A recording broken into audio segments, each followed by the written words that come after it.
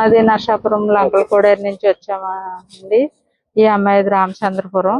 మా అబ్బాయికి మ్యారేజ్ అయ్యి భర్త భార్య కొంచెం మనస్పర్ధలు వచ్చినాయండి.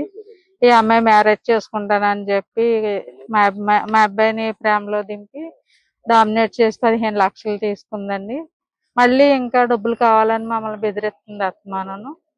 ఈ అమ్మాయి దగ్గర కొంచెం పోలీస్ కేసు పెట్టి మా డబ్బులు మాకు ఇప్పించవలసిందిగా కోరుతున్నాం.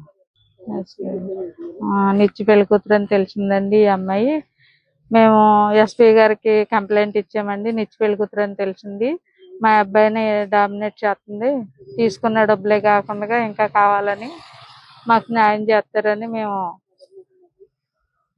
కంప్లైంట్ చేయడానికి వచ్చామండి. కొంచెం మాకు న్యాయం చేయండి.